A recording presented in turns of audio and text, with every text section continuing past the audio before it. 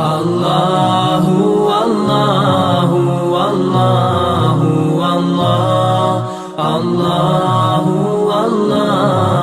اللہ اللہ نحمده ونصلي على رسوله الكريم اما بعد فاعوذ بالله من الشيطان الرجيم بسم الله الرحمن الرحيم وقال الله سبحانه وتعالى كتب عليكم الصيام كما كتب على الذين من قبلكم لعلكم تتقون وقال النبي صلى الله عليه وسلم إذا أصبح أحدكم يوما صائما فلا يرفث ولا يجهل فإن امرؤ شاتمه أو قاتله فليقل إني صائم أو كما قال عليه الصلاة والسلام۔ حضور نبی کریم سرور عالم صلی اللہ علیہ وسلم نے ارشاد فرمایا کہ جب تم میں سے کوئی شخص روزے سے ہو تو وہ دو چیزوں کا اہتمام کرے، دو چیزوں سے بچے۔ نمبر ایک، لا یرفث، بیہودہ باتیں نہ کرے، غلط بات زبان سے نہ نکالے، فحش گوئی نہ کرے، گالم گلوچ نہ کرے، ولا یجہل، اور جہالت کا اظہار نہ کرے، کسی پر ظلم نہ کرے۔ فَإِنِ امْرُؤٌ شَاتَمَهُ أَوْ قَاتَلَهُ، اگر کوئی شخص اس کو گالی دے یا کوئی شخص اس سے لڑے، فَلْيَقُلْ إِنِّي صَائِمٌ، تو اس کو چاہیے کہ آگے سے جواب میں 2 دفعہ یہ کہے کہ میں روزے سے ہوں۔ یہ صحیح بخاری اور صحیح مسلم کی حدیث ہے، متفق علیہ حدیث ہے۔ اس حدیث میں حضور علیہ الصلاۃ والسلام نے ہمیں روزہ رکھنے کا طریقہ بتایا ہے۔ روزے میں ایک تو ہم کھانے پینے سے رکتے ہیں، جو ظاہری چیز ہے، کھانا چھوڑ دیتے ہیں، پانی چھوڑ دیتے ہیں۔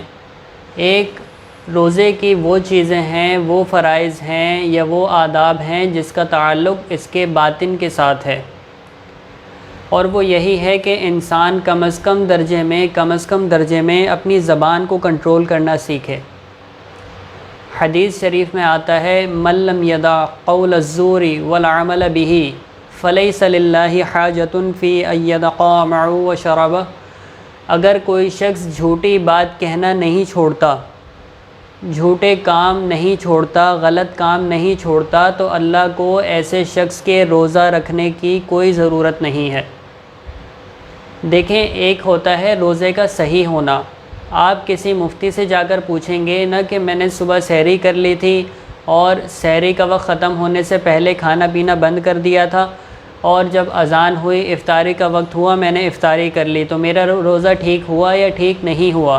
مفتی صاحب آپ کو بتائیں گے کہ آپ کا روزہ ٹھیک ہو گیا، لیکن یہ بات اچھے طریقے سے یاد رکھنی چاہیے، بہت اچھے طریقے سے یاد رکھنی چاہیے۔ اس کا یہ مطلب ہرگز نہیں ہوتا کہ یہ روزہ اللہ کی بارگاہ میں قبول بھی ہو گیا، یہ اچھے طریقے سے یاد رکھنا چاہیے۔ مفتی صاحب جو فتویٰ دیتے ہیں، جو فتویٰ بتاتے ہیں، وہ آپ کو اس کی نوعیت کے بارے میں بتاتے ہیں کہ بھائی روزہ اسی چیز کا نام ہے کہ آپ کھانے سے بھی رک گئے، پانی پینے سے بھی رک گئے، جو خواہشات نفس تھی اس سے بھی رک گئے، سارے آپ نے فرائض پورے کر لیے، روزہ آپ کا ہو گیا۔ فقہی لحاظ سے اللہ کی بارگاہ میں قبول ہوا یا نہیں ہوا، اس کا دار و مدار اس چیز پر ہے کہ کردار ہمارا کیسا ہے، زبان ہماری کیسی ہے۔ اگر روزے کی حالت میں ہم جھوٹ بول رہے ہیں، کسی کو دھوکہ دے رہے ہیں، فراڈ کر رہے ہیں، ملاوٹ کر رہے ہیں، دھوکہ دہی کر رہے ہیں، ناپ تول میں کمی کر رہے ہیں، یا کسی کو گالم گلوچ کر رہے ہیں، کسی سے لڑ رہے ہیں، لڑائی جھگڑے کر رہے ہیں گھروں میں یا گھر سے باہر، یہ خطرناک علامات ہیں۔ یہ جو علامات ہیں یہ خطرناک ہیں اس لحاظ سے کہ حدیث میں حضور نے جو یہ فرما دیا کہ اللہ کو ایسے شخص کے روزے کی کوئی ضرورت نہیں ہے، اس کا مطلب یہ ہے کہ ایسے شخص کا روزہ اللہ قبول نہیں فرماتے۔ اس حدیث کا یہی مطلب ہے نا کہ حضور نے جو یہ فرمایا کہ جو جھوٹی بات سے باز نہیں آتا، اللہ کو اس کے روزے کی کوئی ضرورت نہیں ہے، اس کا اور کیا مطلب ہے؟ اس کا یہی مطلب ہے کہ اللہ ایسے آدمی کے روزے کو قبول نہیں فرماتے۔ اس لیے بہت اہم چیز ہے، اور حضور علیہ الصلاۃ والسلام تو ظاہر ہے اس امت کی نبض شناس ہیں۔ ہمارے ہاں روزے میں کیا ہوتا ہے کہ ایک تو بہت ساری چیزیں، بہت سارے گناہ ہم عام دنوں میں نہیں کر رہے ہوتے، روزے کی حالت میں کر رہے ہوتے ہیں۔ جیسے ہمارے ہاں چیزیں مہنگی ہو جاتی ہیں، ہمارا عمومی مزاج بن چکا ہے، رویہ بن چکا ہے بحیثیت قوم کے کہ رمضان آئے گا تو ہم نے چیزیں مہنگی کرنی ہیں، ہم نے ذخیرہ اندوزی کرنی ہے، جو چیزیں پہلے 1000 کی ملتی تھیں ابھی وہ 2000 کی بیچنی ہے۔ پھر اس کے ساتھ ساتھ کوئی چیز بیچ رہے ہیں تو اس میں جھوٹ، اس میں ملاوٹ، اس میں ناپ تول میں کمی، دوسروں کے ساتھ لڑائی جھگڑا۔ حضور علیہ الصلاۃ والسلام نے جو یہ فرمایا، اس کا مقصد یہ تھا کہ انسان کم از کم روزے کی حالت میں اپنے آپ کو کنٹرول کرنا سیکھے۔ جب روزے کی حالت میں اپنے آپ کو کنٹرول کر لے گا تو روزے کے بعد کنٹرول کرنا اس کے لیے آسان ہوگا۔ حضور نے جو یہ فرمایا کہ روزے کی حالت میں اس سے بچیں، حضور کو پتہ تھا کہ لوگ اس سے نہیں بچیں گے، یہ امت اس گناہ میں مبتلا ہوگی، اس لیے حضور نے الگ سے اسپیشلی اس کا حکم دیا ہے کہ روزے کی حالت میں کسی سے لڑیں نہیں۔ یہاں تک فرمایا کہ اگر کوئی آپ سے لڑے، آپ تو نہیں لڑ رہے، کوئی آپ سے اگر لڑ رہا ہے، آپ کو گالی دے رہا ہے، تو آپ نے جواب میں صرف اتنا کہنا ہے انی صائم، میں روزے سے ہوں۔ 2 دفعہ حضور نے فرمایا، 2 دفعہ جواب میں یہ کہیں میں روزے سے ہوں۔ روزے سے ہونے کا مطلب روزے دار کبھی گالی کا جواب گالی سے نہیں دیتا، روزہ دار کبھی کسی سے لڑتا نہیں ہے۔ ہمارے ہاں تو کوئی گاڑی چلا رہا ہے تو ڈرائیور ہے، کوئی ریڑھی لگا کے کھڑا ہوا ہے، بات پر ہم لوگ لڑنا شروع کر دیتے ہیں، اتنا ہم لوگ جذباتی ہو جاتے ہیں، اتنا لڑنا شروع کر دیتے ہیں۔ اچھے طریقے سے یہ بات یاد رکھنی چاہیے، بہت تاکید سے اس لیے کہہ رہا ہوں کہ ہمارے معاشرے کا بہت بڑا مرض ہے۔ روزہ رکھیں، ریلیکس رہیں، روزے میں عبادت کریں، عبادت کو نہ اپنے لیے وبال بنائیں، نہ اپنے گھر والوں کے لیے وبال بنائیں، نہ اپنے پڑوسیوں کے لیے، نہ اپنے دوسرے مسلمان بھائیوں کے لیے وبال بنائیں۔ یہ روزہ رکھا ہے اللہ کے لیے، اور اپنے اوپر احسان کیا ہے۔ میں اللہ پر کوئی احسان نہیں کر رہا، نہ اللہ کے بندوں پر کوئی احسان کیا۔ یہ صحیح بخاری اور صحیح مسلم کی متفق علیہ حدیث ہے۔ زبان سے تو مانتے ہیں، کردار سے ماننے کی ضرورت ہے۔ تو یہ بخاری کی بھی روایت ہے، یہ مسلم کی بھی روایت ہے، متفق علیہ حدیث ہے۔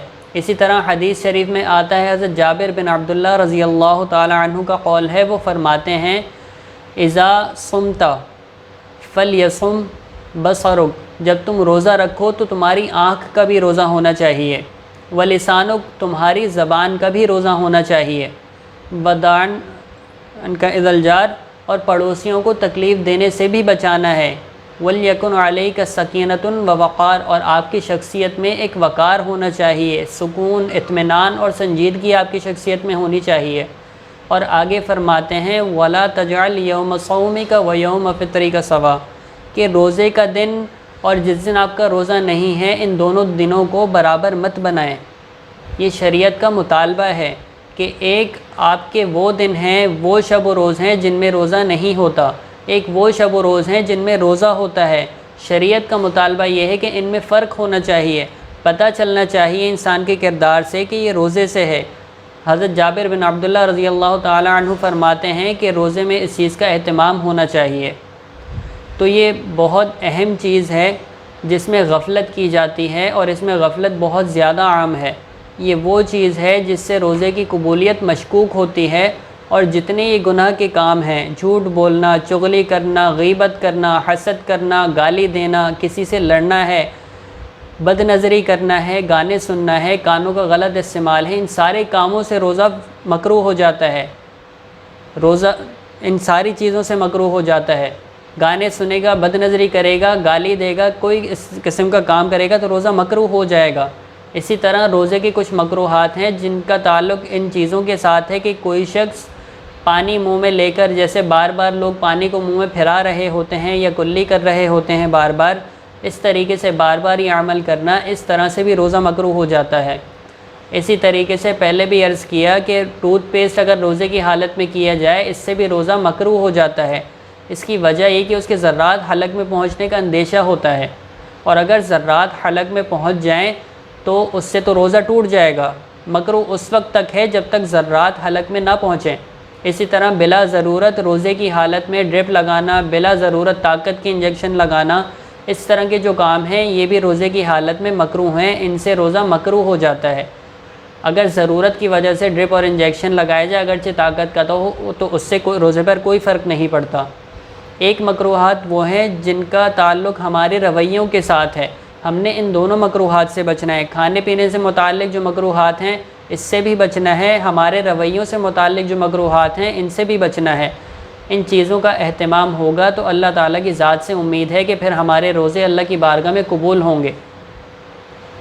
کم از کم اس بات کی ضرور کوشش کریں کہ روزے کے رمضان کے مہینے کے اندر اپنی آنکھوں کی، اپنے کانوں کی، اپنی زبان کی، اپنے دل کی، اپنی سوچ کی، ہر چیز کی حفاظت کریں۔